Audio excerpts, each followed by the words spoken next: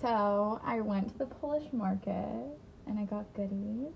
But most importantly, I got pierogi and I'm gonna make them for dinner. They're frozen, which I don't think I've ever had non-homemade pierogi, so we'll see how they taste.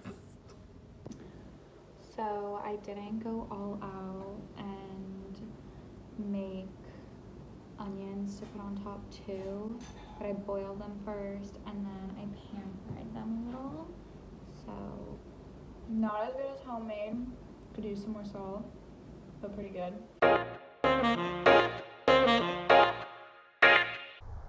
A pierogi is a crescent-shaped stuffed dumpling that is boiled. It's called a pierogi in Poland and a varenki in Ukraine.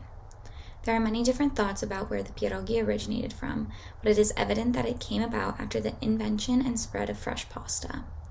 The focus of the origination is specifically from the Proto-Slavic zone because of the fact that both varenki and pierogi are of Slavic origin. It is difficult to get a clear path of how the pierogi came about because of the fact that there are two dishes which were called pierog historically. One was a baked or fried stuffed pie made of a sourdough crust that was popular in Russia, and the other was what we now know as a pierogi, the boiled stuffed dumpling.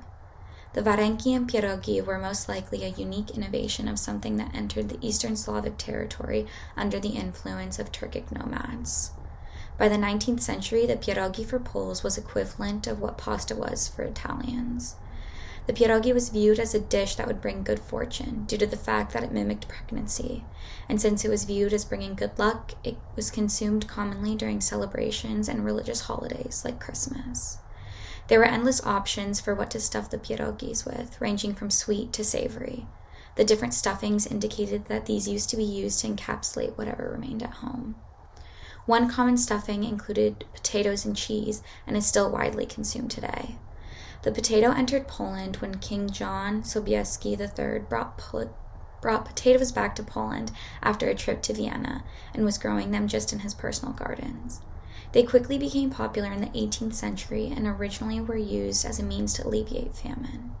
The type of cheese that is used in these pierogis is unique to Poland. It is a curd cheese, and the closest thing that you can get to it in the United States is a pressed farmer's cheese, but it is still not the same. The cheeses come in many different forms and are on the list of Polish traditional food products. Although there was some immigration to the United States by Poles before the Civil War for political reasons, the time following the Civil War was when there was the largest immigration of Poles to the United States. This period lasted from 1865 to 1930, and the desire to leave Poland was caused by religious factors, compulsory military control, political discontent, and economic reasons.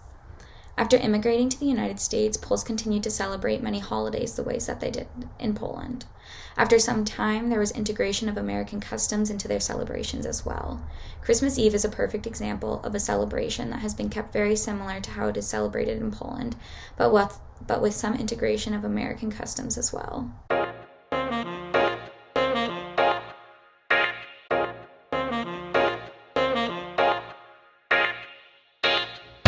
So? Oh yeah.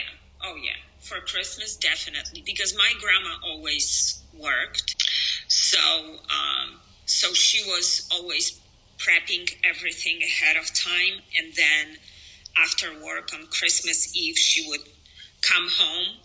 We kids were there, and it was like little factory. Everybody had assigned. My grandma would always make pierogi dough because she knew how to do it, and she always made it the best.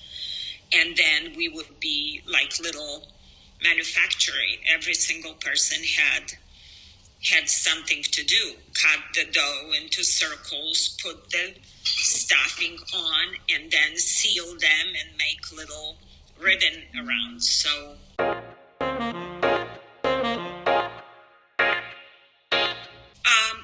well, for me, it was important that you and your brother developed some kind of memories about it. It's always been my dream, of course, that one day we'll all go together back to Poland and you will experience how it is. Because as much as I can try to do it, it's more about the spirit than anything else.